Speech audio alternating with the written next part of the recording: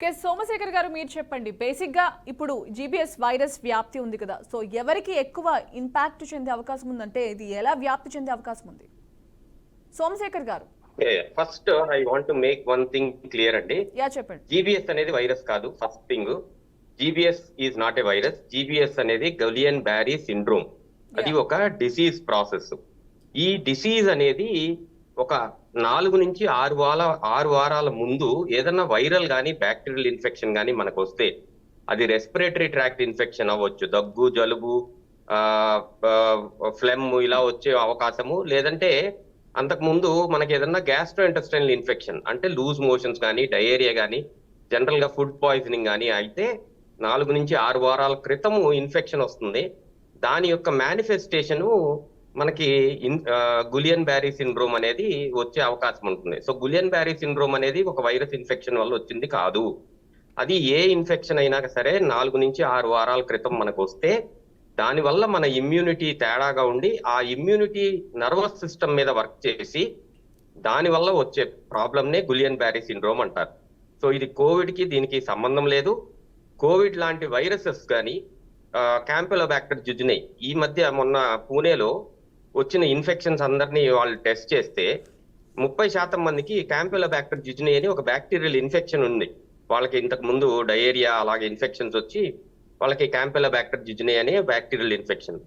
కొన్ని రకాల virus infections, ఇప్పుడు డాక్టర్ గారు చెప్పినట్టు కొన్ని వైరల్ ఇన్ఫెక్షన్స్ వచ్చిన తర్వాత కూడా ఇలాగా గులియన్ బ్యారీ సిండ్రోమ్ వచ్చే అవకాశం ఉంది. ఇది మనకి కొత్త అయిన జబ్బు కాదు. ఫస్ట్ థింగ్ అందరు తెలుసుకోవాల్సింది ఏంటి అంటే, గులియన్ బ్యారీ సిండ్రోము యావరేజ్ గా మనం చూసుకుంటే 1,00,000 నుంచి 1,70,000 మందిలో ఒకళ్ళకి మనం ఈ డిసీజ్ మనం ఎప్పటి నుంచినో చూస్తా ఉన్నాము. దీనికి ప్రూవెన్ ట్రీట్మెంట్ లేకపోయినా కానీ మల్టిపుల్ థెరపీస్ తో ప్లాస్మా ఎక్స్చేంజ్ కానీ లేదంటే ఐవిఐజీ కానీ ఇచ్చి మనం చాలా మందిని రికవరీ ఫేజ్ లోకి తీసుకురావటం జరిగింది. సో ఈ గులియన్ బ్యారీ సిండ్రోమ్ గురించి అనవసరమైన అపోహలు పెట్టుకోవాల్సిన అవసరం లేదు. ఓన్లీ థింగ్ ఏంటి అంటే, ఇలాంటి జబ్బు ఒకటి ఉంటుందని తెలియదు కాబట్టి మనము మీడియాని వాడుకుని ఈ డిసీజ్ గురించి అవగాహన కల్పిస్తే అర్లీ స్టేజ్ లోనే ఇలాంటి సిమ్టమ్స్ ఉన్న వాళ్ళు ఇమీడియట్ గా మెడికల్ అటెన్షన్ లోకి వస్తే వీళ్ళకి సివియర్ ఇల్నెస్ ఎప్పుడు వస్తుంది అంటే, ఎప్పుడైనా సరే ఈ పెరాలిసిస్ అనేది కాళ్ళ దగ్గర నుంచి చేతుల దగ్గర నుంచి మొదలయ్యి మన చెస్ట్ ఊపిరి తీసుకోవడానికి ఇబ్బంది అయ్యే అవకాశం ఉంటుంది. అప్పుడు వీళ్ళకి లైఫ్ డేంజర్ అయ్యే అవకాశం ఉంటుంది. ఇది చాలా లేట్ స్టేజ్ లో వస్తుంది కాబట్టి అర్లీ స్టేజ్ లో కాళ్ళకి చేతులకి ఏదైనా వీక్నెస్ కనపడుతుంది, నడుస్తానికి ఇబ్బందిగా ఉంది అంటే ఇమీడియట్ గా డాక్టర్ చూపించుకుంటే, ఇలాంటి గులియన్ బ్యారీ సిండ్రోమ్ కొంచెం ఇన్సిడెన్స్ ఎక్కువగా ఉంది మహారాష్ట్ర, ఇప్పుడు ఆంధ్రప్రదేశ్ లో ఉంది కాబట్టి మనం దీన్ని ముందు జాగ్రత్తలు తీసుకుని అలాంటి సివియర్ సిండ్రోమ్ లోకి వెళ్లకుండా జాగ్రత్తలు తీసుకునే అవకాశం ఉంటుంది. సో ఈ జీబీఎస్ వల్ల సోమశేఖర్ గారు, ఈ జీబీఎస్ వల్ల ఎక్కువ ఎవరు ఇంపాక్ట్ అయ్యే అవకాశం ఉందంటే ఎవరికి వచ్చే ఛాన్సెస్ ఉంది? బేసిక్ గా ఇప్పుడు సిమ్టమ్స్ ఎవరికి ప్రాపర్ గా తెలియదు. సో ఈవెన్ ఉన్న సిమ్టమ్స్ ఉన్నా కూడా నెగ్లెక్ట్ చేస్తున్నారు. ఎక్కడో పూణేలో ఉంది, ఇక్కడ వరకు ఏమొస్తుంది అని అనుకున్నారు. బట్ ఈ లోపే జీజీహెచ్ లో ఒక మరణం కూడా అయింది, ఒక డెత్ కేసు కూడా వచ్చింది. ఈ నేపథ్యంలో అసలు మెయిన్ సిమ్టమ్స్ ఏంటి, అసలు ఎక్కువ దీని వల్ల ఎవరు ఎఫెక్ట్ అవుతారు?